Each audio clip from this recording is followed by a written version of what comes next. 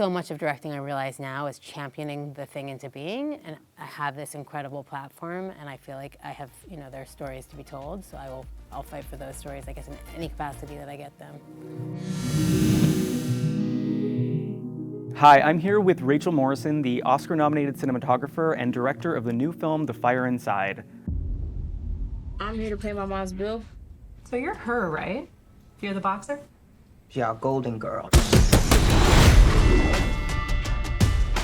Congratulations on this spectacular film, The Fire Inside, which I feel like does such incredible justice to the story of boxer Claressa Shields. Thank you. Played beautifully by Ryan Destiny in the film. I was just curious when you first heard of Claressa's story and what about it drew you to it. I first heard of Claressa's story when Alicia Holmes and Barry Jenkins, our producers, and Barry's also the screenwriter, brought me the project. And part of what drew me to it is the fact that I didn't know her story, and the fact that nobody seemed to know her story. And here she was, one of the legends in athleticism, and nobody knew of her. So I felt compelled to do what I could to try to change that. And obviously there were things that were relatable to me as a female DP and how perception plays a role. And I also come from sports, so there's just a lot to it for me. Yeah, I mean, I wondered about that specifically. I mean, I don't want to give too much away, but I feel like what really lets this film stand apart from sports dramas is the third act that really sort of gets into what happens after the Olympics. And I wondered if you felt parallels as, Oscar nominated for Mudbound, which is sort of the Olympics of cinematography, if you will. Like, did you sort of relate to that story, sort of what happens after you get the big thing? Yeah, it's a good question, and very much so is the answer. I think it's more relatable than people think. Like, whether or not it's being nominated for an Oscar and having to get up the next day and figure out, what's next, or even just like winning a spelling bee in the second grade. You can't stay at that high forever. And then, for some of us, like, chasing that high can also be challenging. I think there's a difference to Claressa's story, which is, that she was promised this dream, that because of who she was and where she came from, that dream wasn't the same for her as it might have been for somebody else. And I read somewhere a quote where you said that you're most inspired when you're out of your element. Mm-hmm. That's not the case for a lot of people. I feel like the unknown is very scary. I'm just curious sort of how you thrive in the unknown and sort of what that's like for you. We have such a short time on this planet, and I believe for myself anyway, I want to keep growing, I want to keep learning, I want to keep investing, I want to keep being excited and challenged. And so directing was something that scared me. It scared me not even so much about working with the actors, which was daunting, of course, as well, but really this part of it. Like, I'm so comfortable behind the lens, I'm so comfortable behind the camera, so being out in front of it was something that was nerve-wracking for me, and even just being the face of a project. Like, I think as a cinematographer, no matter how the film does or whatever, usually it'll say like, but the cinematography was great. I'm a little protected, and so this is pouring your like whole self into something and then being completely vulnerable, and that was the big, for me, that was scary and appealing. Yeah, I mean, I should mention, as a cinematographer, your work includes Fruitvale Station, Mudbound, Black Panther. And I'm just curious, with Rena Yang, who's a cinematographer on this film, like what that relationship was like, because that must have been sort of unique to you to be able to build that collaboration. Yeah, I went into this sort of asking myself whether I wanted to hire a cinematographer who would shoot just like me, or bring somebody who, hire somebody who brought something different to the table.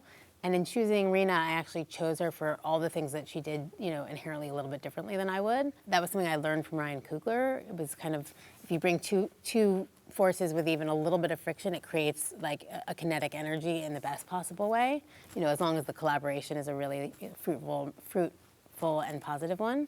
And so, Rena comes from music videos and commercials, and she's a bit of a stylized sensibility. She loves to use mixed color temperature lighting.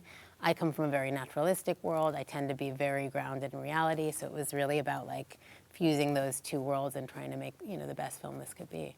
Yeah. And it was so nice also, for my first at-bat as a feature film director, I wasn't starting with a small movie. I had a lot on my shoulders. So to have a partner in crime who could be worrying about the lights and the grid, while I was really focused on, the performances, with our actors, but also just directing is like 1,000 micro decisions a day.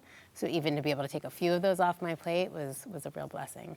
Yeah, and I mean, in terms of first-time filmmaking, which a lot of the press around this film says, first-time filmmaker, debut director, but in many ways, you're not a first-time filmmaker. Cinematography is filmmaking. You've directed a lot of television. Do you feel in a way that you kind of have to keep reproving yourself with these sort of statements that are being made of this and this and this? I do think I was given mean, clearly, in even being given the budget I was for this film and starting with a studio movie, I was given the benefit of the doubt that I was, seasoned technically.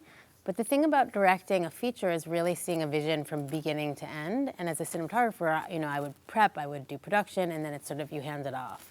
And as a director, to be able to finish the thing through post, through the score, through choosing things like graphic art for the poster and the trailer and press, like there's a whole other component on the post side, which is both what, again, drew me to the idea of it, but it's also what I need to prove now, is that I can start something and then see it all the way through and be that singular vision to tell a story in a sort of whole, I guess, consistent way. Yeah, and you very much succeeded. So this film, very much centers on the relationship between a coach and a student. And I'm just wondering if there's a certain sort of coach in your career that has been a big supporter in bringing you to where you were to take on this project. I wouldn't say that I've had anybody in sort of a coach-student relationship. I have learned from and grown from all the directors I've worked with as a cinematographer, and it's been a lot of those directors, such as Ryan Coogler, such as Rick Famuyiwa, who've really been the ones encouraging me to get out from behind the lens and to get out in front of it and really basically saying, like, you think like a director, you shoot like a director, you ask questions like a director, you care like a director, you're a storyteller. And they were the ones kind of championing, basically pushing me out into the arena. And they at times have been like my phone a friend. I can call Coog up and be like, what would you do in this situation? But I haven't had a formal sort of coach situation. I would say they're almost more like family. That seems even better. Yeah. Finally, sort of curious, going from this project, sort of what's the dream from here? Do you feel like you want to stay with directing or would you go back to cinematography? I love it all. I think what happens in this industry is as soon as you even mention the word director, people stop hiring you to do anything else because they assume that's your, like, the end-all be-all. If I could move seamlessly between them, I would love to. I think the reality is part of the reason I started to pivot into directing is because I wasn't reading scripts that were as good as the ones I'd already made as a DP, the director of photography. So, not every Marvel film is Black Panther. Not every independent film is Mudbound. And I think I was reading these scripts that all felt like they'd be going backwards. And for me, I'd rather start over and try my own thing than ever feel like I was going backwards. But the second Denis Villeneuve calls me up or Nolan calls me up, I would DP in a heartbeat. But they each have their DPs. I think that was the other thing too, is I felt like I got to the target a little bit too late. Like when I came up as a cinematographer, my dream was big dramas. And the reality is now the big movies are largely tentpole superhero films. Yeah. And the very few directors who can command a budget to really give a drama a visual aesthetic in camera have their cinematographers. There just wasn't a place for me. That said, I really enjoyed this process, and I think so much of directing, I realize now, is championing the thing into being, and I have this incredible platform, and I feel like I have, there are stories to be told, so I'll fight for those stories, I guess, in any capacity that I get them. Well, from my perspective, it seems like the sky is only the limit from here for you, and I'm so excited to see where your career goes, and I'm so excited for everyone to see the fire inside. I'm so excited too. Thank you. Thank you so much for being here today. Appreciate it.